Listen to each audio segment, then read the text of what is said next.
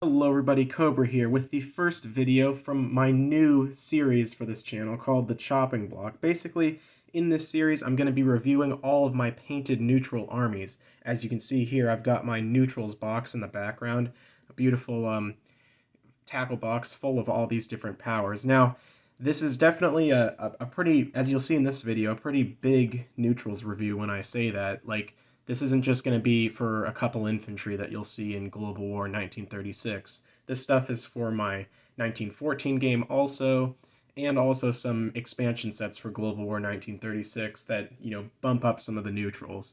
So you'll definitely see a lot of new pieces, and, so today, as you may know, is Greece, and there won't just be a couple infantry like you'll see in Global War 36. So if your favorite country out there is some neutral power that doesn't get a lot of showtime, then this is definitely the series for you, as you'll be able to see a bunch of cool looking units that are from the nations that you don't really hear a ton about during both World Wars. So, like I said before, today's video is on Greece. And as you can see here, we've got my beautiful historical board gaming roundel for the Greeks.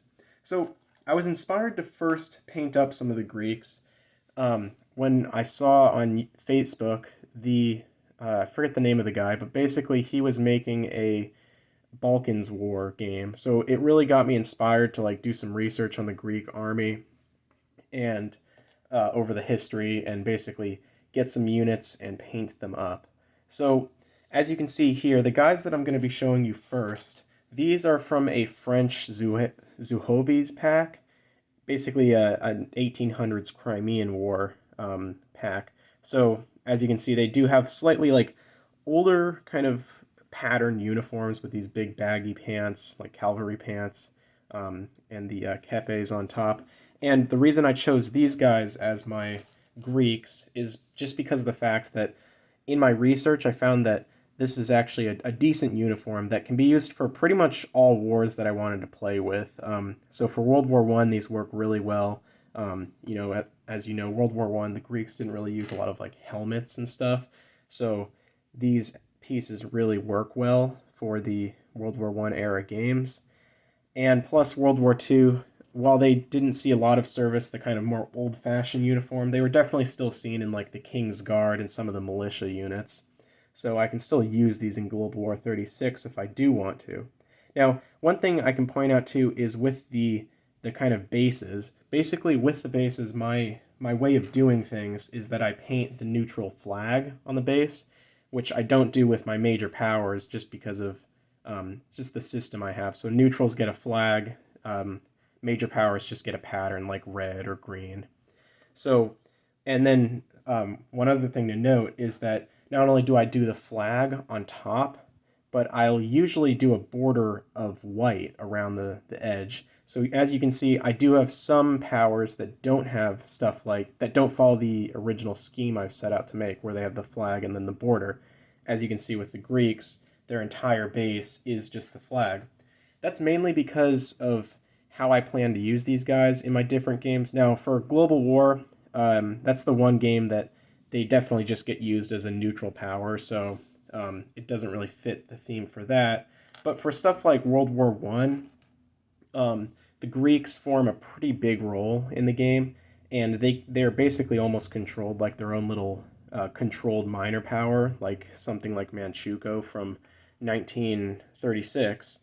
So I've basically done them up in a way that shows that they are neutrals because of the flag, but they don't have that white round base, showing that they are actually kind of like a major power.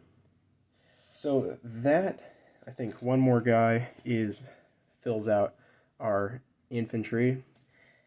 And then we get into some, like I said, these can be used for World War II, but they're best for World War I and before.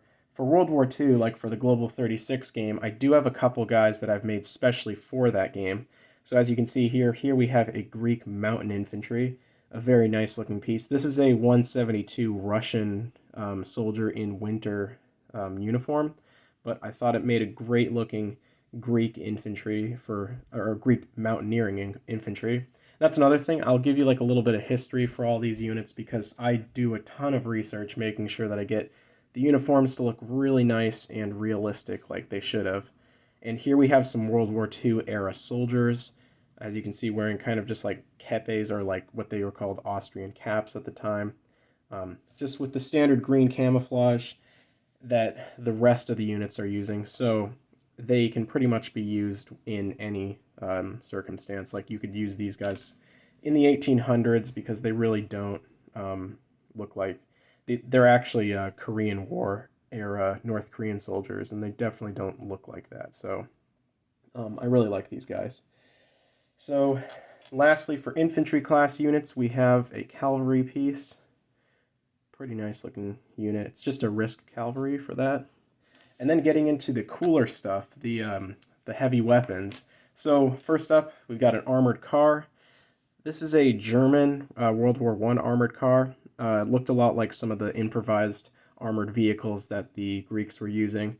As you can see, kept with the green theme, and we've got a little bit of dirt. I really like how that came out around the base. It looks like kind of mud that's maybe slightly wet and tried to be wiped away, but it's kind of stained the sides of this truck. So I really like that thing. Next up, we have a motorized infantry. This is an additional unit that I've added to my Global 36 setup because the Greeks did have a decent motorized infantry corps. So basically, in my setup, this just gets added to, I forget the capital territory of Greece. Is it the Peloponnese? I can't remember. Just the Athens territory. So as you can see, this is a British Mack truck, or maybe not Mack. I don't know the name of the brand of truck, but it's a British sculpt from Historical Wargaming. I really like this sculpt a lot. It forms a lot of my neutral motorized infantry corps, and as you can see here, my Greeks. And I like the little kind of what would probably be like plastic windows on the sides that would give troops in there a little bit more light. Next up, we have a fighter. Now, sometimes I just paint up stuff that probably won't get used. So like with this fighter, the Greeks in World War II, I think only had like 2 aircraft in their entire arsenal. And none of them were Spitfires. The Spitfire only came, I think, during the North African campaign when some of the Greeks started receiving Lend-Lease from Britain. So I painted one up, and like I said, usually probably this wouldn't ever get used. You know, it's not going to be in the Greek setup. But what I would use it for is maybe the British in North Africa send a fighter down, and I would just replace it with this sculpt because it looks kind of cool and kind of represents like, oh, there's like the Greeks, fighting for their freedom in the North African campaign. So I definitely like that. Next up, we have the artillery. I just went with Risk artillery again. In World War II, you're not going to see this stuff. It's mainly for World War I and before, so just kind of this really old-fashioned looking artillery, and it's not really anything too complex, just a little blue tip on the back just to show it off. And I've got quite a few of those, as you can see, and I'll just lay all those out so that you can see all of them. All right, and lastly, the Greek Navy. Now this is probably one of the nicest fleets, or not nicest fleets, but one of my favorite neutral fleets. And basically, this is, again, mainly for World War I and before. So I guess we'll start with the World War II fleet, and this is it. It's the Georgios Averof cruiser, and basically what I did was took the... it does look a little messy. Like, I always think that white ships with a dry brush kind of comes out a little dirty looking, but when it's on the ground, it looks pretty decent. But the Georgios Averof was a Greek heavy cruiser, and it was the flagship of the Navy as of World War II because they really didn't have a ton of large capital ships anymore that could compete, so they ended up scrapping them.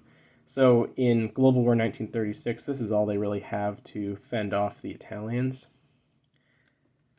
Next up, we have the big boy, I don't know the name of their capital ship, but as of World War II, Greece did maintain a couple of dreadnoughts that they had purchased from some major powers. Basically, the big thing was that the Greek neutrality, especially during the Ottoman Empire's reign, was at threat a lot of the times from the Ottoman Empire, and also powers like Austria-Hungary, which were right there in the Balkans and ready to pounce on them. So As of my World War I game, the Greeks do get a battleship or a dreadnought, so they definitely have quite a decent little Mediterranean force if it aligns to either the Central Powers or the Allies. And this is a British, let's see, I think it's a, I can't really read it. I think it's a Iron Duke class battleship, but I've chopped off a few pieces and so that it looks a little bit more like a Greek battleship. Next up, we have the Greek destroyers. These don't see action in World War I or World War II.